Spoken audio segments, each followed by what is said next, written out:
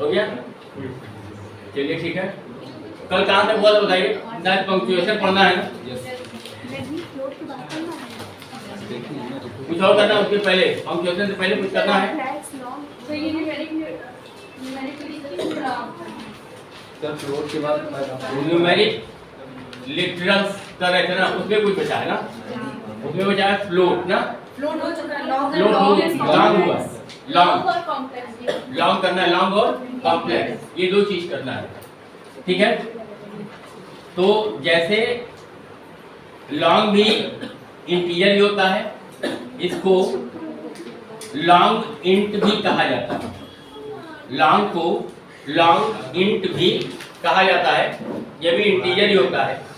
लेकिन अगर कोई लिटरल का मतलब कांस्टेंट, अगर कोई कांस्टेंट वैल्यू लॉन्ग टाइप का हमको रिप्रेजेंट करना है, जैसे ये मान लो 25 है, 25 को अगर हमको लॉन्ग टाइप का अगर बताना है तो हम इसके आगे L स्मॉल लेटर में या L कैपिटल लेटर में लिख देंगे तो ये लॉन्ग वैल्यू हो जाती है, ये लॉन्ग कांस्टेंट हो जाता है। ठीक है?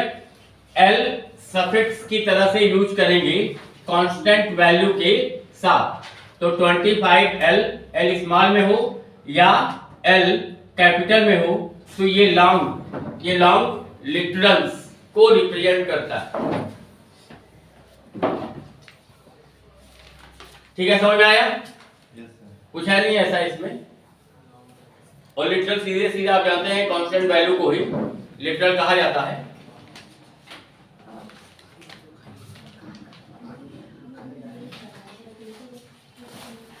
याद है इसको?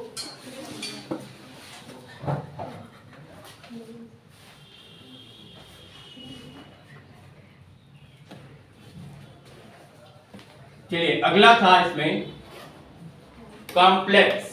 कॉम्प्लेक्स है ना?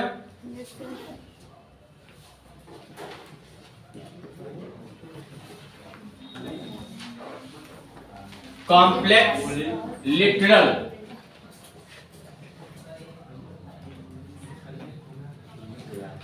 कॉम्प्लेक्स लिटरल आप मैथ, जो लोग मैथ पढ़े होंगे उसमें आप लोग इसको देखे होंगे कि इस तरह से a प्लस बी और यहां पर नीचे लिखा जाता है i। देखे है ना? कोई पढ़ा है नहीं? मैथ स्टूडेंट है कोई? तो आप लोग जानते होंगे i का मतलब क्या होता है? i का मतलब हाँ इमेजिनरी, ठीक ना? i का मतलब होता है इमेजिनरी, और ये इमेजिनरी वैल्यू होता क्या है बताइए? √-1। हाँ सही बता रहे हैं, square root of -1, square root of -1। ठीक है? तो इसमें दो पार्ट होता है, एक पार्ट होता है रियल पार्ट और दूसरा पार्ट होता है इमेजिनरी पार्ट। ठीक ना?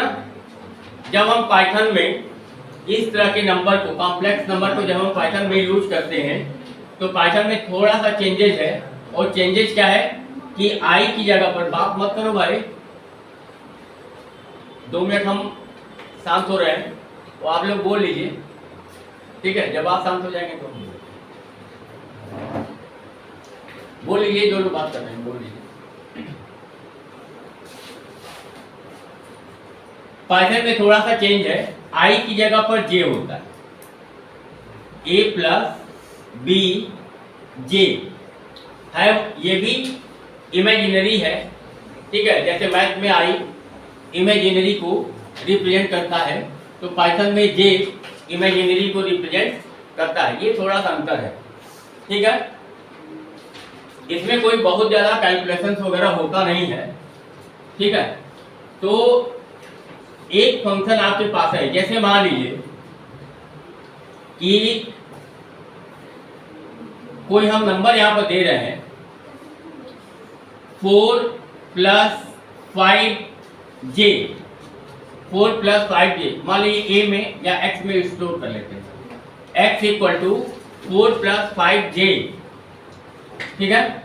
तो अगर इसका रियल पार्ट निकालना है, रियल पार्ट, तो आप इसको इस तरह से प्रिंट करा सकते हैं, प्रिंट x.real, प्रिंट x.real, और इमेजिनरी पार्ट अगर आपको प्रिंट कराना है तो आप इसको प्रिंट कर सकते हैं, प्रिंट x.image, IMAG, इतना ही। तो नीचे वाले से जो नंबर दिया उसका इमेजिनरी पार्ट मिल जाएगा और रियल को यूज कर लेंगे वेरिएबल के साथ, डॉट ऑपरेटर से दोनों को कंबाइन कर लेंगे, तो जो नंबर कॉम्प्लेक्स नंबर है उसका रियल पार्ट मिल जाता है। इस स्टेज में, जिस स्टेज में हम लोग पढ़ रहे हैं या जिस स्टेज में आप लोग का सिलेबस है ओ लेवल का, उसमें ये जो कॉम्प्लेक्स नंबर है इसका बहुत ज़्यादा यूज है नहीं, ठीक है। जब हाई लेवल पर आप जाएंगे तो वहाँ पर इसका यूज होता है, तो उस लेवल तक हमको नहीं जाना है। हमको यहाँ पर इन दो चीज़ों के बारे में, एक तो कॉम्प्लेक्स नंबर क्या होता है ये जान लेना है, और कॉम्प्लेक्स नंबर में रियल पार्ट अगर फाइंड करना है तो कैसे करेंगे, और इमेजिनरी पार्ट अगर फाइंड करना है तो कैसे करेंगे, इतना हमको यहाँ पे समझ लेना है। बात समझ में आई कुछ?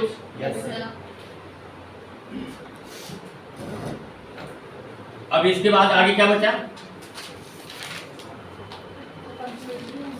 पंक्चुएशन। पंक्चुएशन मार्क होता है जो कि हम अपने प्रोग्रामिंग में यूज करते हैं, कई सारा आप यूज कर भी चुके हैं। दो चार कुछ पंक्चुएशन मार्क्स होते हैं।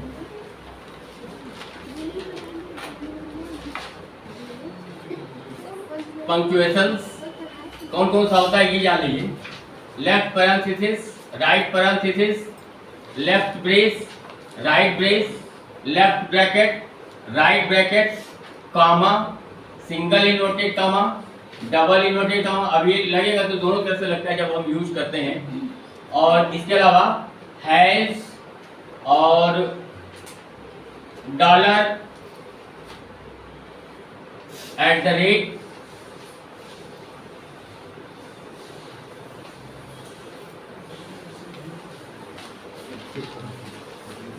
डॉलर साइन नहीं होता सर। अभी लिटरल बचा है, लिटरल अभी बूलियन बचा है, बूलियन और नॉन लिटरल भी बचा है। अरे वही पूछ ऐसे बताया। अरे चलो इसको लिख लो, बस इतना ही है इसमें। कंप्यूटर में लिख लो इसमें।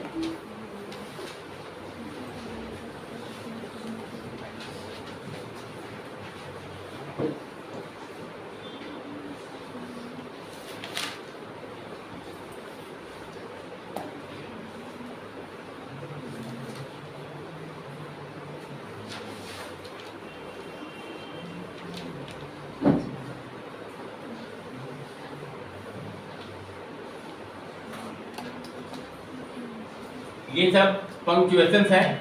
इससे जनरली आप फंक्शन डिफाइन कर लेते हैं या प्रायोरिटी कर डिफाइन कर लेते हैं। इससे और एक और काम इसे करते हैं, इससे टपल क्रिएट करते हैं, और इससे डिक्शनरी क्रिएट करते हैं, और इससे लिस्ट क्रिएट करते हैं, ठीक। और भी आगे देखेंगे तो एरे वगैरह में भी इसी तरह का सिंबल यूज होता है। तो लिस्ट भी एक तरह का एरे ही होता है। और ये कामा का यूज कर चुके हैं, single inverted comma, double inverted comma, ये सब कर चुके हैं। हैश का भी कमेंट के लिए किए हैं। @ आगे मिलेगा, आगे जब हम प्रोग्राम बनाएंगे तो वहाँ पे @ का यूज करेंगे। तो ये कुछ पंक्चुएशन मार्क्स हैं जिनको हम पाइथन लैंग्वेज में यूज करते हैं। टप्पल भी कल नहीं आई थी, आई थी नहीं आई थी तो नहीं आओगी, तो ऐसे ही होगा। तब थोड़ा सा बताया था, वैसे आगे पूरा चैप्टर है सीक्वेंस डेटा टाइप। तो सीक्वेंस डेटा टाइप में कई तरह के डेटा टाइप्स हैं। उसमें लिस्ट होता है, टपल होता है, डिक्शनरी होता है, सेट होता है। तो डिटेल बात करेंगे आगे उसके बारे में। जिस तरह से लिस्ट क्रिएट करते हैं उसी तरीके से टपल भी हम लोग क्रिएट करते हैं। आगे देखेंगे कि लिस्ट और टपल में अंतर क्या है। बूलियन लिटरल ना, बूलियन और नॉन, ये दो बचा है। Boolean literals. तो बूलियन लिटरल्स में दो तरह की वैल्यू होती है। बूलियन वैल्यू दो तरह का होता है, ट्रू और फाल्स ना, मालूम है आपको। तो जब आप यहाँ पर यूज करेंगे तो ट्रू को हमेशा, ट्रू जब लिखेंगे तो ट्रू का टी हमेशा कैपिटल रहेगा, ठीक, और फाल्स का एफ कैपिटल रहेगा। यही वैल्यू है बूलियन वैल्यू। आप इसको किसी वेरिएबल में अगर स्टोर करना चाहें तो स्टोर भी इस तरीके से कर सकते हैं, A इक्वल ट्रू और B इक्वल फॉल्स। और अगर C इक्वल ऐसे लिख दें तो इसमें और इसमें अंतर हो जाएगा, A वेरिएबल में और C वेरिएबल में अंतर हो जाएगा। अंतर मालूम है ना, क्या अंतर हो जाएगा? A वेरिएबल बूलियन वेरिएबल होगा और C वेरिएबल स्ट्रिंग टाइप का हो जाएगा। यहाँ पर जो ट्रू लिखा गया है, जो डबल इन्वर्टेड कॉमा के अंदर लिखा है, ये स्ट्रिंग की तरह से काम करेगा। ये स्ट्रिंग है ही, ठीक, और ये बूलियन वैल्यू है, तो इन दोनों में अंतर है। यही बूलियन लिटरल है। बूलियन लिटरल में केवल दो तरह की वैल्यू, ट्रू और फॉल्स, और आप उसको किसी वेरिएबल में स्टोर भी कर सकते हैं।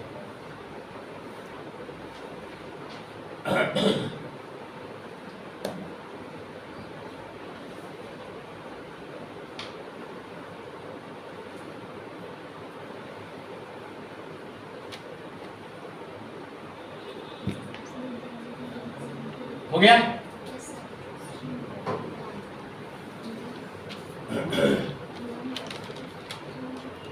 इसके बाद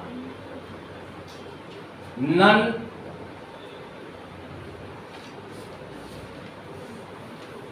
लिटरल। नन में एन को कैपिटल लिखना है, ये आपको ध्यान रखना है। जैसे ट्रू में टी को कैपिटल लिखना है, फॉल्स में एफ को कैपिटल लिखना है जब वो बूलियन वैल्यू को रिप्रेजेंट करेगा, ठीक। तो उसी तरह से नन को, ये नन भी एक तरह की वैल्यू होती है, ये नन भी वैल्यू होता है, लेकिन ये जीरो को रिप्रेजेंट नहीं करता, जीरो को रिप्रेजेंट नहीं करता है, ठीक है। ये एक तरह की वैल्यू है और ये एम्प्टी को भी रिप्रेजेंट नहीं करता,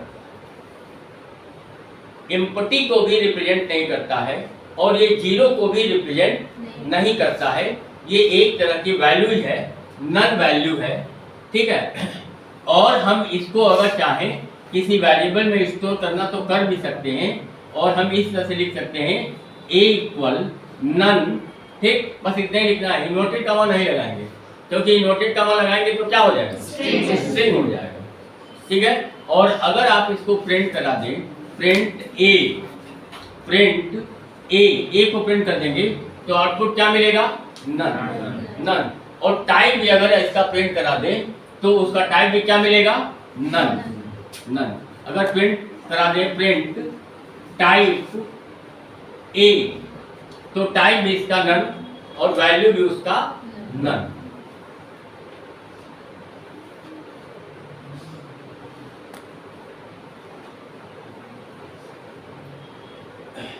ये चैप्टर, जो चैप्टर आप लोग पढ़ रहे हैं, फंडामेंटल ऑफ पाइथन या इंट्रोडक्शन टू पाइथन, तो ये खत्म ही होने वाला है। इसमें दो चीजें और हैं जिसको आप बहुत यूज कर चुके हैं, लेकिन थोड़ा सा उसके बारे में बात करेंगे। बिठा दें इसको। यस।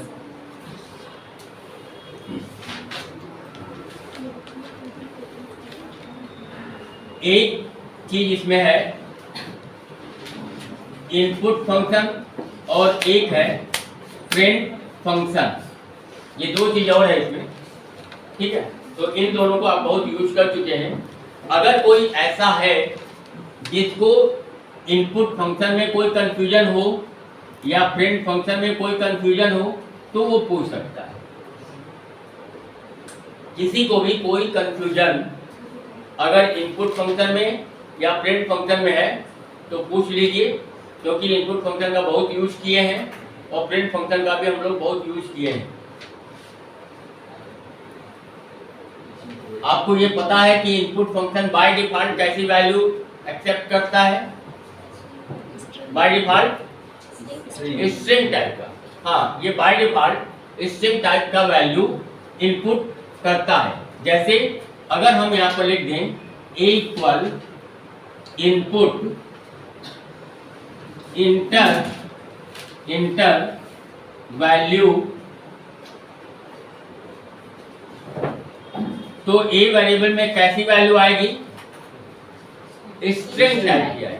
आप इनपुट चाहे किसी भी तरह की वैल्यू करें, अगर आप इंटीजर भी इनपुट कर देंगे तो उस इंटीजर को भी वो स्ट्रिंग की तरह से ही कंसीडर करेगा।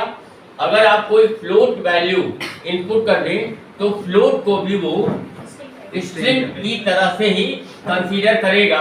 और अगर आपको इंटीजर वैल्यू इनपुट करना है तो इनपुट फंक्शन के पहले एक और फंक्शन आपको यूज करना पड़ेगा, इंट फंक्शन। मालूम है ना?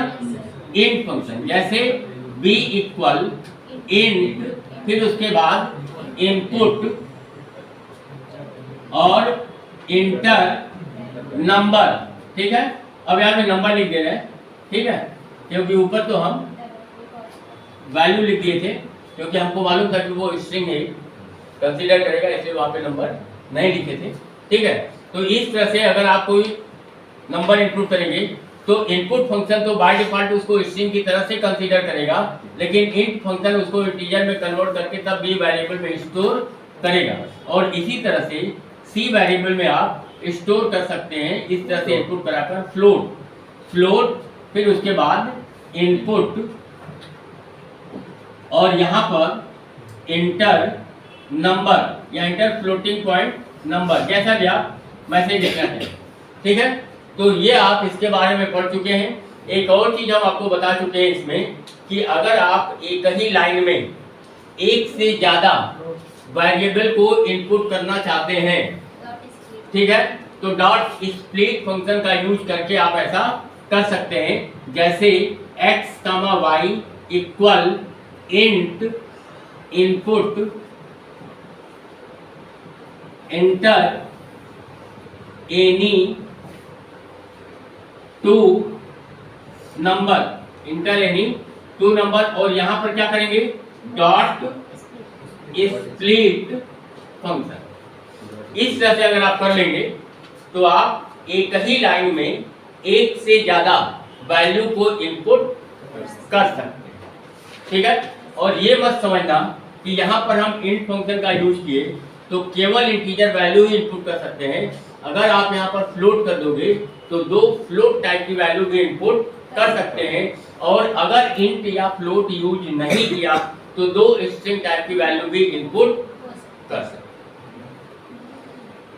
बात समझ में आई सबको? तो इसकी लिमिटेशन भी आपको समझ में आ रही है। अगर समझ में आ गया तो इसकी लिमिटेशन भी आपको समझ में आनी चाहिए।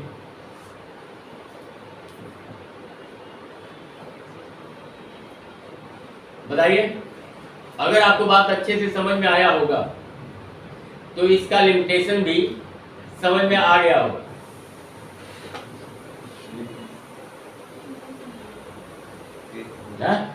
लिमिटेशन समझ में नहीं आ रहा है?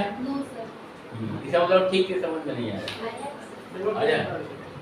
लिमिटेशन ये है कि आप इससे दो नंबर इनपुट तो कर सकते हैं, लेकिन दो डिफरेंट नंबर इनपुट नहीं कर सकते।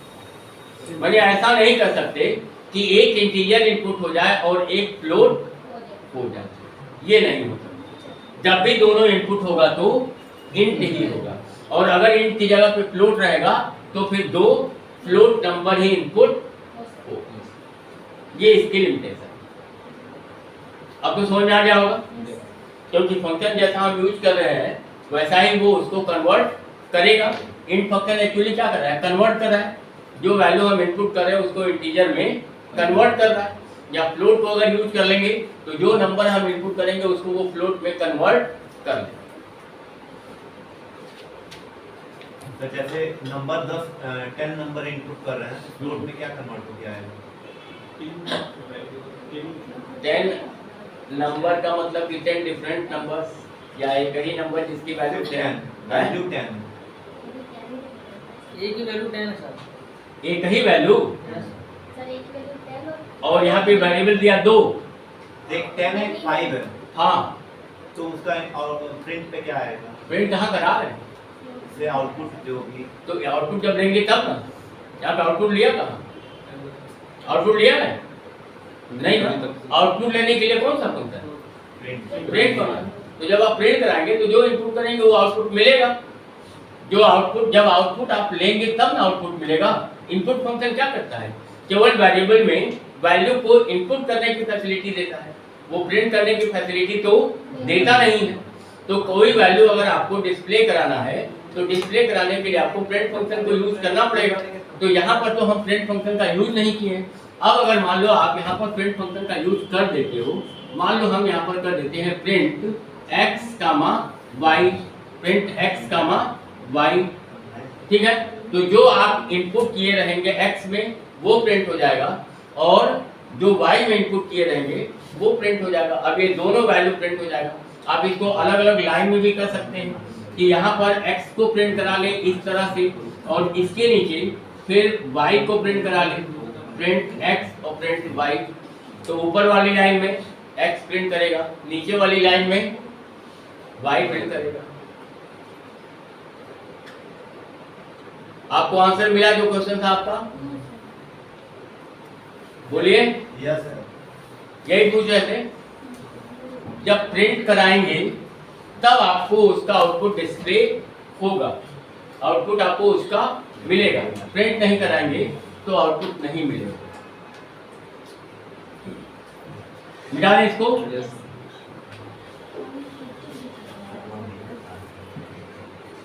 इसके अलावा प्रिंट फंक्शन को भी आप बहुत यूज किए हैं, थोड़ा सा उसके बारे में बात कर लें। Yes sir.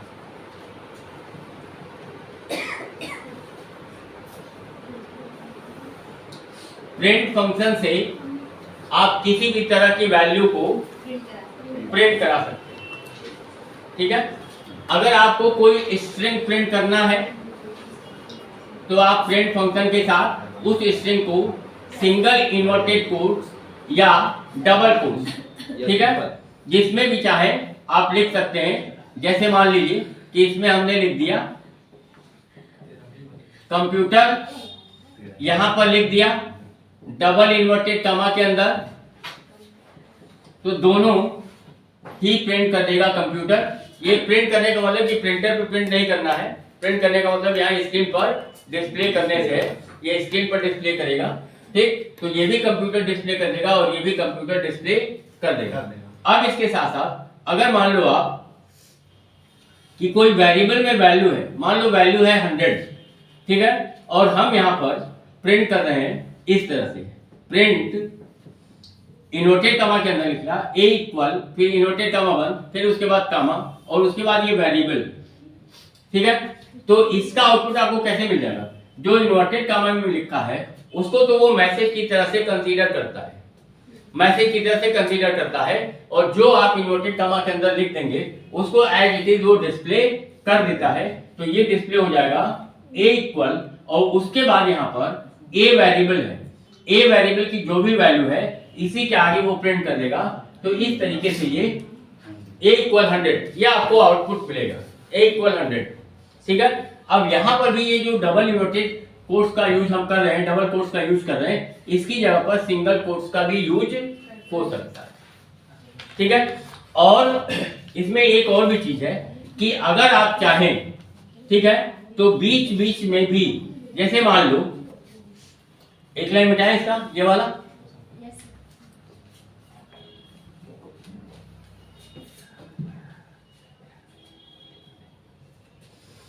जैसे यहां पर लिख रहे हैं a इक्वल 100, b इक्वल 200 और दो करके देख लेते हैं, और यहां पर प्रिंट करते हैं प्रिंट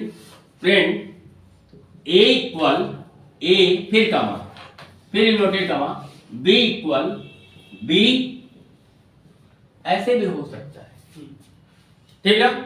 ऐसे भी इसका आउटपुट मिल जाएगा। तो आउटपुट कैसे मिलेगा इसका?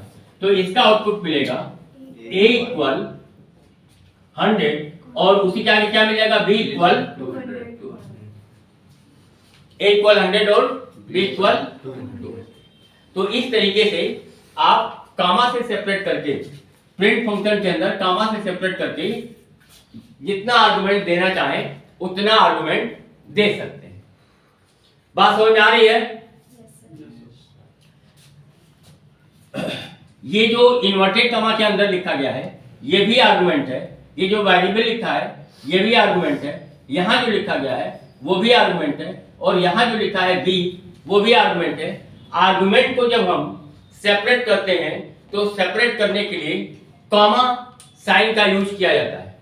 कॉमा साइन से आर्गुमेंट को सेपरेट करते हैं। तो आप देख रहे हैं यहां पर कि सभी आर्गुमेंट्स को यहां पर कॉमा से सेपरेट किया गया है।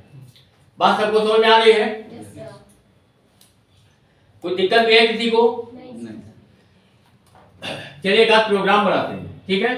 क्योंकि ये चैप्टर आपका यहाँ पे कंप्लीट हो रहा है, तो कल से नया चैप्टर स्टार्ट करेंगे। कंट्रोल स्टेटमेंट का नया चैप्टर कल से स्टार्ट होगा, तो उसके पहले एक दो प्रोग्राम आज बनाते हैं। चलिए क्वेश्चन जरा लिखिए।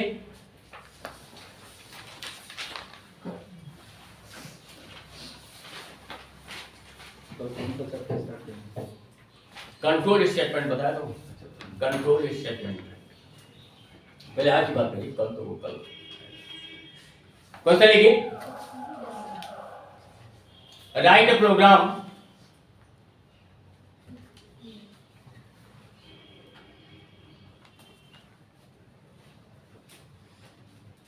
comma to calculate, या comma हटा दीजिए, write a program to calculate number of nails N-A-I-L-S, number of nails, comma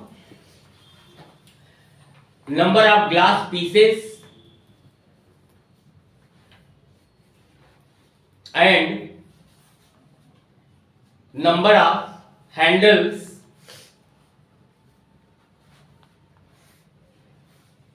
according to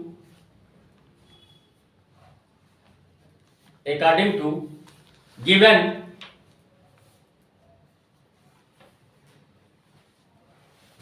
condition. Full stop. There are 6 nails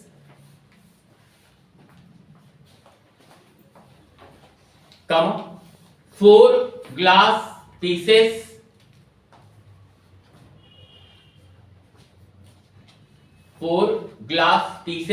and 2 handles, 2 digit में 2 या TWO 2 handles in a window.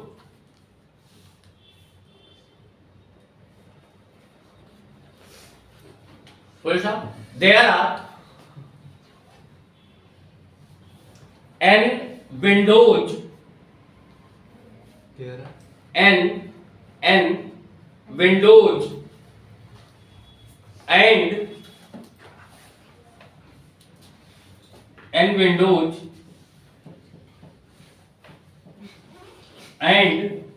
m rooms in a building.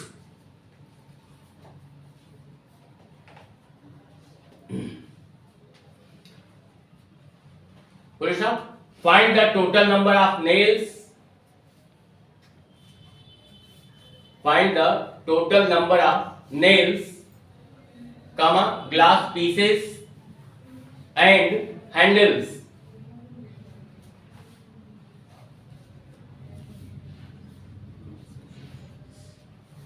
Glass pieces. And handles. बन जाएगा ना? Question थोड़ा ऊपर नीचे बहुत double हो गया।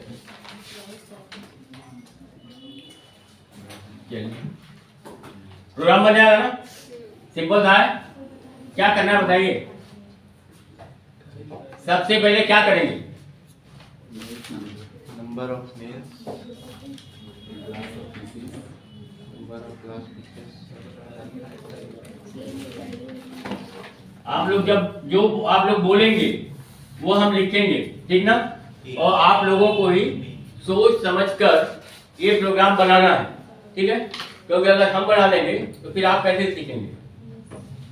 आपको क्वेश्चन में दिया गया है कि नेल्स कितना है 6, ग्लास पीसेस कितना है 4 और हैंडल कितना है 2।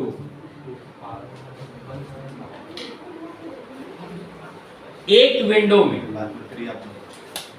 ठीक ना, एक विंडो में इतना सामान लगता है। एक विंडो में 6 nails, 4 glass pieces and 2 handles, ये लगता है। अब आपसे कहा गया है, क्वेश्चन में कहा गया है कि n विंडोज और m रूम्स,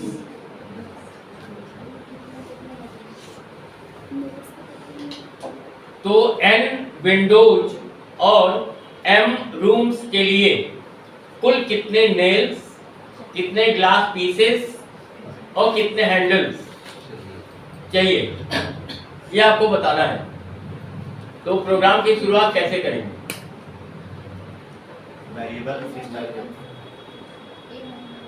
वेरिएबल तो कुछ भी ले सकते हैं, ठीक ना, वेरिएबल तो A B C D X Y Z कुछ भी ले सकते हैं, ठीक है। लेंगे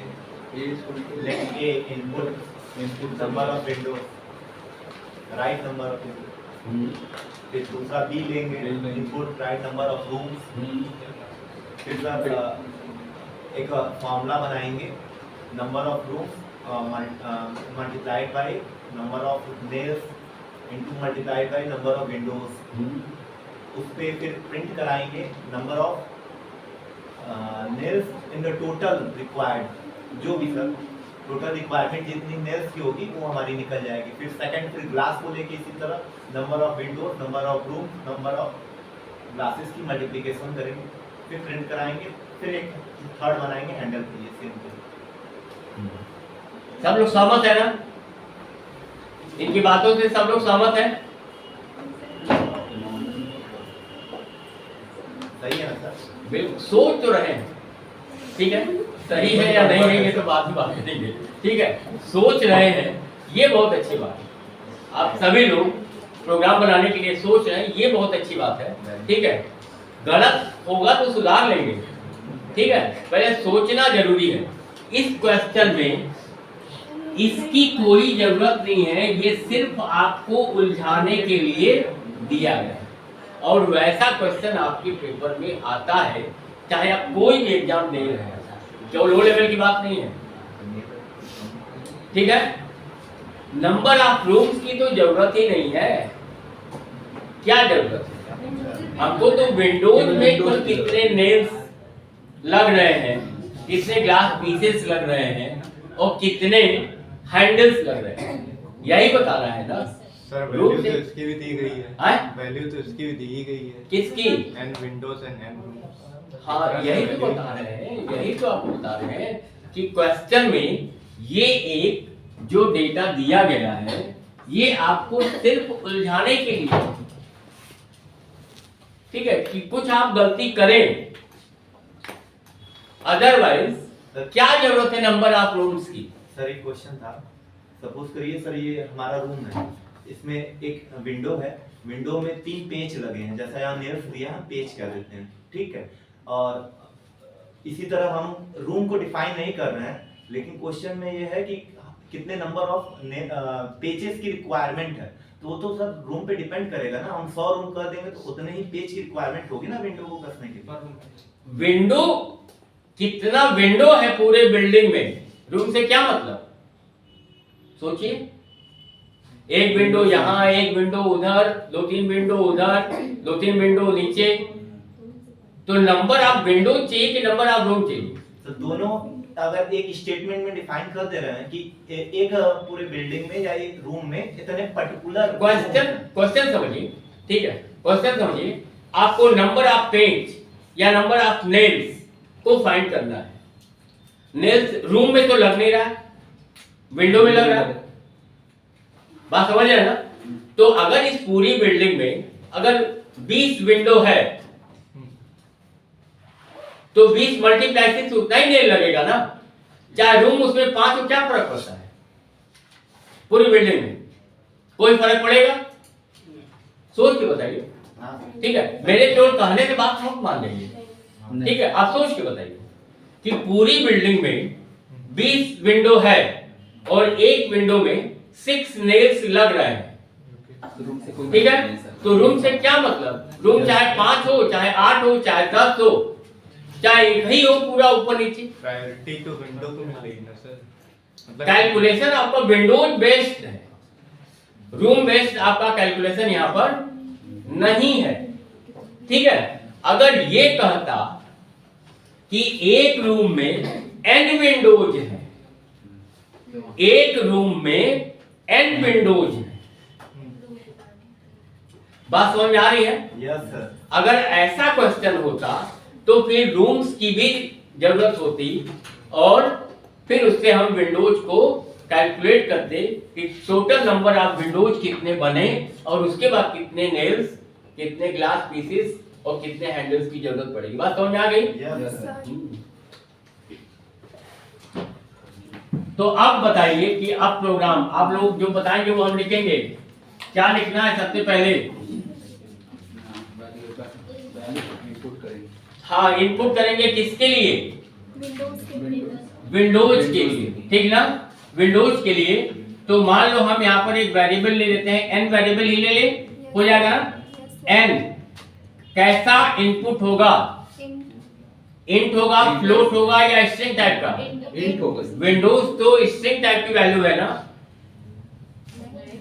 हाँ, सर नंबर में क्या होता है? Number of Windows, number of Windows. Yes, सही, हम इसीलिए बोले हैं। ठीक है, कि देखें आप लोग विरोध करते हैं कि नहीं मेरा। ठीक है, तो आप लोग विरोध कर रहे हैं तो अच्छी बात है। ठीक है, नंबर ऑफ विंडोज चाहिए। ठीक है, और नंबर ऑफ विंडोज हमेशा इंटीजर फॉर्म में ही होगा। तो यहाँ पर इंट इनपुट मैसेज आप अपने हिसाब से कुछ भी लिख सकते हैं। ठीक है, आप यहाँ पर लिख लीजिए inter number of Windows, inter number of Windows, ये इनपुट हो गया। ठीक है, अब तो कुछ करना ही नहीं है,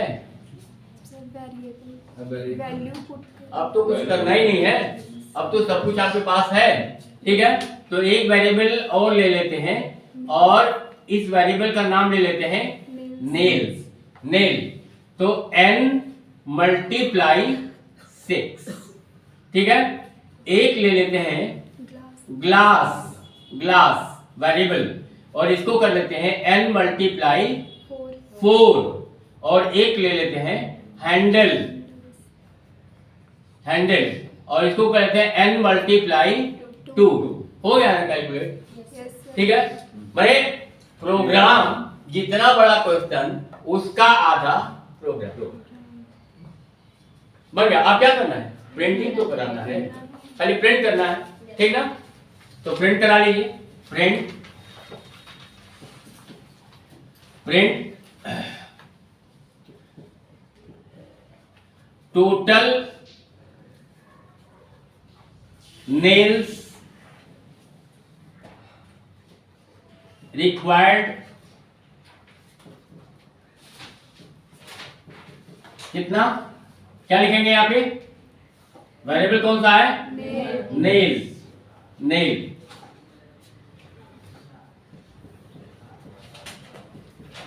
print total glass required. Variable जो भी आप यूज करेंगे, कल ऐसे ही प्रॉब्लम हो रहा था, वेरिएबल कुछ और डिक्लेयर किया था और कैलकुलेशन किसी और वेरिएबल का कर रहे थे। कौन था? आप लोग थे ना? यस। तो उसकी वजह से प्रोग्राम में एरर आ रहा था। ठीक ना, तो जो वेरिएबल आप यूज कर रहे हैं आप उसी वेरिएबल को यूज करेंगे। जैसे यहाँ पे नेल के लिए वेरिएबल हमने नेल ही लिया है और ग्लास के लिए वेरिएबल ग्लास लिया, हैंडल के लिए वेरिएबल हैंडल लिया है, तो आगे आप इन्हीं वेरिएबल्स का यूज करेंगे। प्रिंट टोटल हैंडल रिक्वायर्ड, जो वेरिएबल है आपका इसके बाद हो गया, कंप्लीट हो गया। सेव करना है, सेव करने के बाद रन कराना है। जब आप रन कराएंगे तो क्या होगा, रन कराएंगे तो क्या होगा, तुरंत आउटपुट नहीं मिलेगा। सबसे पहले आपके कंप्यूटर की स्क्रीन पर ये वाला मैसेज आएगा, ये वाला मैसेज, नंबर इंटर करना। आपको नंबर ऑफ विंडोज इनपुट करना है। तो जितना भी विंडोज आप वहां पे इनपुट कर देंगे वो वैल्यू जाकर एन वेरिएबल में स्टोर हो जाएगा। अब उसके बाद ये कैलकुलेशन होगा और उसका आउटपुट आपको मिल जाएगा। ये होगा ना? Yes sir. सर हमें क्वेश्चन नहीं समझ आ रहा क्या कह रहा है, एक बार जैसे समझा देंगे। क्वेश्चन थोड़ा उल्टा पुल्टा हम बोल देंगे, ठीक ना, हमको बाद में समझ में आया कि 60 में बोलना चाहिए था। क्वेश्चन ये है कि एक विंडो में 6 नेल्स यूज हो रहा है। नेल्स माने किल, जानते ही होंगे, यस सर। ठीक है, किल, और 4 ग्लास पीस ये यूज हो रहा है, और 2 handles,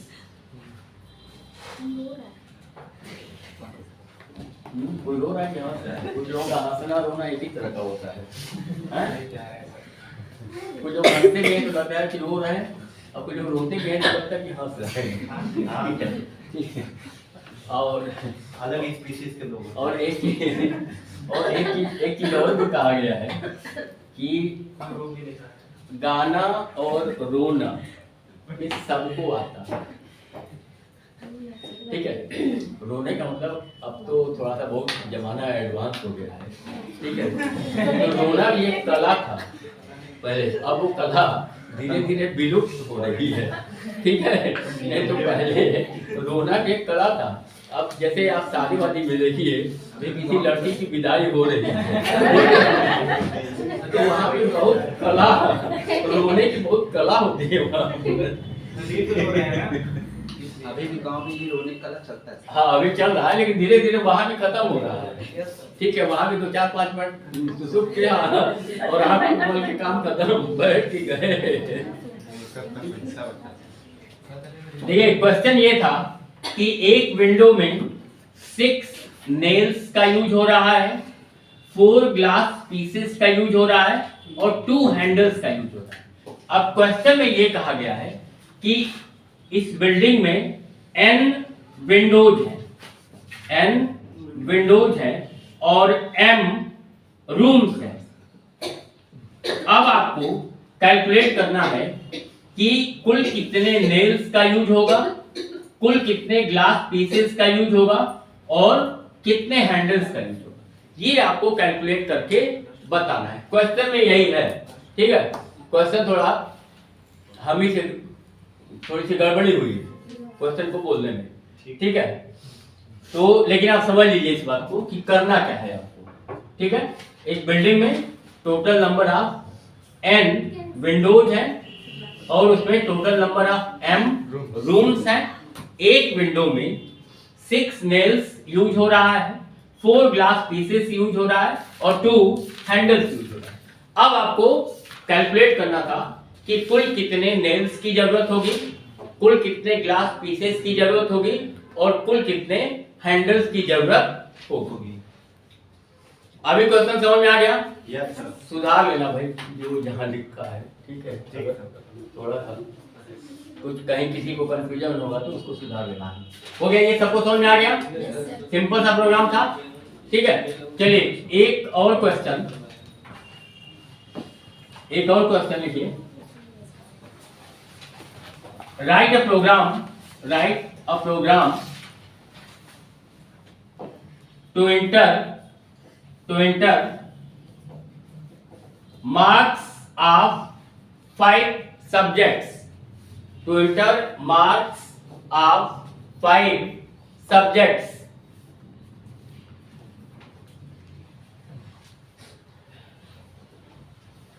Find total percentage of marks. Find total percentage of marks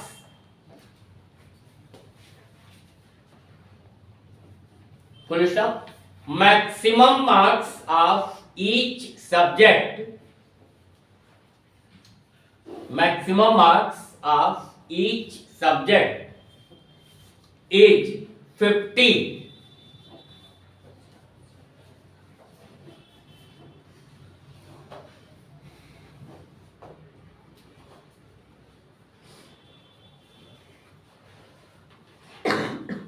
question समझ में आया?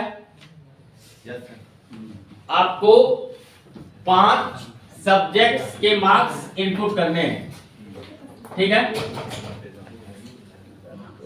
5 सब्जेक्ट के मार्क्स इनपुट करने हैं और इनपुट करने के बाद टोटल परसेंटेज आपको कैलकुलेट करना है। एक चीज उसमें बताया कि हर सब्जेक्ट का मैक्सिमम मार्क्स कितना होगा, 50, ठीक है, 50। तो इसके लिए प्रोग्राम आपको बनाना है। क्या करेंगे आप? सबसे पहले क्या करेंगे?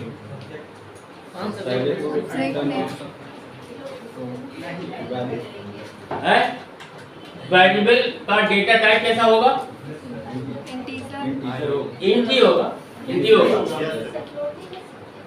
फ्लोट तो मार्क्स मिलता नहीं है, ठीक है, फाइनली वो कन्वर्ट इंट में ही हो जाता है, इंटीजर में ही हो जाता है, ठीक है। छोटे छोटे क्लास में भले 2.5 नंबर दे दिया, 3.5 नंबर दे दिया, लेकिन फाइनली वो कैलकुलेट करके तो राउंड फिगर में लेकर चले आते हैं।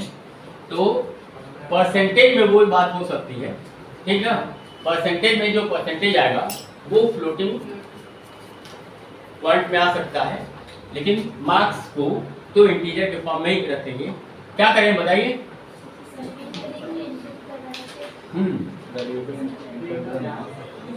सबसे पहले हाँ देखिए, सिंपल तरीके से सोचिए कि आपको 5 सब्जेक्ट्स के मार्क्स को इनपुट करना है, 5 सब्जेक्ट के मार्क्स को इनपुट करना है, ठीक है। तो 5 सब्जेक्ट के मार्क्स को इनपुट अगर हम चाहें तो एक लाइन में भी कर सकते हैं और अलग अलग लाइन में भी कर सकते हैं। अगर हम अलग अलग लाइन में करेंगे तो मैसेज उसके अकॉर्डिंग हम लिख सकते हैं, ठीक है। और एक लाइन में कर देंगे तो फिर एक कंबाइंड मैसेज हमको लिखना पड़ेगा। दोनों तरीका है, दोनों में कोई भी तरीका आप यूज कर सकते हैं। हम अलग अलग कर लेते हैं। तो हम सब्जेक्ट के लिए वेरिएबल ले रहे हैं, एच ले रहे हैं, मान लीजिए हिंदी के लिए, ठीक है। H equal int input inter Hindi marks.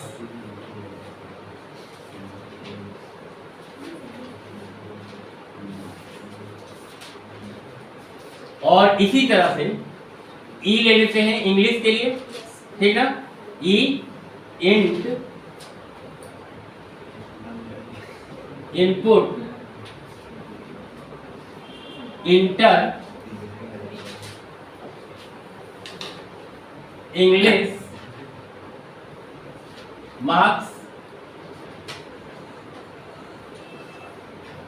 और फिजिक्स ले लें, टी ले लें फिजिक्स के लिए,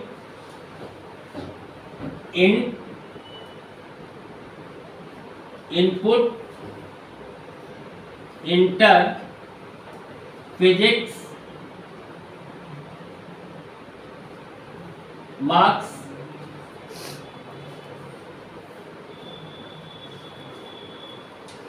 मैथ ले लेते हैं, मैथ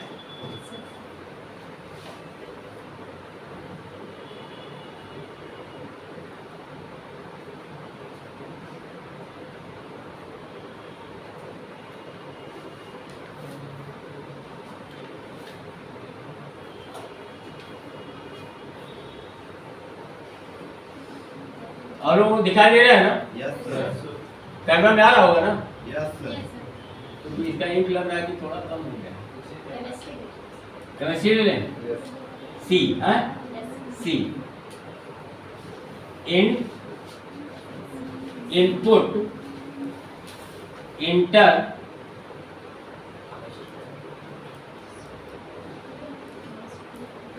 केमिस्ट्री मार्क्स, ठीक है। अब क्या करना है, ये इनपुट तो हो गया, मार्क्स तो इनपुट हो गया।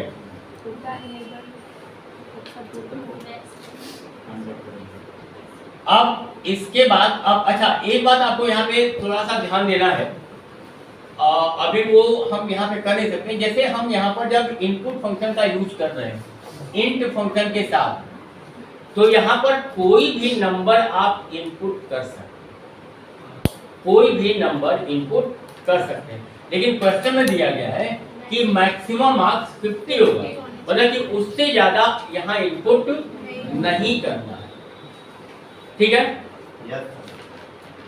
तो अगर आप चाहें तो इसके ऊपर एक और मैसेज डिस्प्ले करा सकते हैं इनपुट करने से पहले, ठीक ना। एक और मैसेज आप यहाँ पर डिस्प्ले करा सकते हैं। वैसे उस मैसेज से भी कोई फर्क पड़ेगा नहीं, लेकिन हम यहाँ पर करके देख रहे हैं, ठीक है। मान लो यहाँ पर हम लिखते हैं print enter marks for subject, enter marks for subject up to 50, up to 50 हो जाएगा। ये एक मैसेज सबसे ऊपर ही डिस्प्ले हो जाएगा, ठीक है। तो सबसे ऊपर सबसे पहले ये एक मैसेज डिस्प्ले हो जाएगा, क्योंकि प्रिंट फंक्शन के बारे में आप जानते हैं कि प्रिंट फंक्शन में डबल इन्वर्टेड कॉमा के अंदर आप जो कुछ भी लिखते हैं वो एज इट इज डिस्प्ले हो जाता है, ठीक है। तो सबसे पहले यही आपको मैसेज मिल जाएगा कि enter marks for subject up to 50 तक। लेकिन सब लोग इतना मॉडल तो होता नहीं है कि आपकी बात सुन ले, बात समझ में आ रही? यस। सब लोग इतने नैतिक नहीं होते, लेकिन हम देख रहे थे कि एथिक्स और मोरालिटी में क्या अंतर है। एथिक्स और मोरालिटी में क्या अंतर है, तो बड़ा लंबा डिस्कशन है, उसकी बात नहीं करेंगे। तो हम कह दें, ठीक है, हम कह दें कि 50 तक ही नंबर इनपुट करना है, ठीक है। तो सुन लिया, मैसेज पढ़ लिया, लेकिन अगर इनपुट कर दिया 97 तो भी वो वेरिएबल में स्टोर हो जाएगा, ठीक है। तो बाद में अभी और आगे, क्योंकि अभी एकदम हम लोग इनिशियल स्टेज पे प्रोग्रामिंग के हैं, हम बाद में जो नंबर इनपुट होकर आएगा उसको चेक कर लेंगे बाद में कि वो अप टू 50 है कि नहीं। अगर 50 से ज्यादा है तो कहेंगे कि ये इनवैलिड मार्क्स इनपुट किया गया है, वो हम चेक कर सकते हैं। लेकिन इस स्टेज पर अभी उतना हम चेक नहीं करेंगे, ठीक है, क्योंकि बिल्कुल इनिशियल स्टेज है। बाकी हम हर वेरिएबल के लिए चेक कर सकते हैं कि जो नंबर इनपुट किया गया है वो 50 से ज़्यादा तो नहीं है। अगर 50 से ज़्यादा होगा तो हम बता देंगे, मैसेज को डिस्प्ले करा देंगे कि ये इनवैलिड मार्क्स इनपुट किया गया है, क्योंकि क्वेश्चन में दिया गया है कि maximum marks of each subject is 50। तो चलिए अब इतना मान लेते हैं, मान लेते हैं आप सभी लोगों को हम समझ लेते हैं कि आप सभी लोग मॉडल है, ठीक है। तो यहाँ पर एक वेरिएबल लेते हैं टॉट, टॉट माने टोटल, टोटल के लिए वेरिएबल लेंगे टॉट। क्या क्या कर लेंगे, h plus e plus p plus m plus c, total हो गया, ठीक है। अब इसके बाद हम यहाँ पर परसेंटेज कैलकुलेट कर लेते हैं, ठीक है। तो परसेंटेज के लिए वेरिएबल ले लिया PER, पूरा परसेंटेज भी लिख सकते हैं, ठीक है। ये वेरिएबल ले लिया। अब आपको क्या करना होगा बताइए, total multiply 100 divided by 250, divided by 250, क्योंकि मैक्सिमम मार्क्स कितना है एक सब्जेक्ट का 50, तो 5 सब्जेक्ट का 250, ठीक है। अब इस तरीके से ये कैलकुलेट होकर आ गया, और अब आप इसको प्रिंट करा लीजिए, print total percentage of marks PER। बस इतना ही करना था, कुछ और करना था क्वेश्चन में, देखिए इतना ही करना है ना। Yes sir. बस ये कंप्लीट हो गया है, ठीक है। अब देखिए जैसा हम आपका ये प्रोग्राम आपके सामने लिखते हैं, अगर आप ठीक ऐसा ही टाइप करेंगे अपने कंप्यूटर में ध्यान से, तो कभी भी कोई एरर नहीं आएगा, कभी एरर नहीं आएगा। आप लोग की प्रॉब्लम हो रही है, 1-2 दिनों से हम सुन रहे हैं कि एरर आ रहा है, एरर आ रहा है। एरर हमारी गलती से आता है। अगर हम गलती करेंगे तो एरर आएगा, अगर हम गलती नहीं करेंगे तो एरर नहीं आएगा। जैसे ये प्रोग्राम हम लिखे हैं, अगर आप ठीक किसी तरह से लिखेंगे तो इसमें कोई एरर नहीं आएगा। आप देखिए ये पूरा प्रोग्राम इतने लाइन का प्रोग्राम है, लेकिन इसमें कहीं भी कोई इंडेंट यूज नहीं हुआ है, ठीक है। और अगर आप टाइप करते समय कहीं भी इंडेंट दे देंगे तो उसकी वजह से भी एरर आने। टाइम हो गया क्या? Yes sir. चलिए तो बस आज के लिए इतना ही, कल आगे नया चैप्टर शुरू करते हैं। बहुत बहुत धन्यवाद।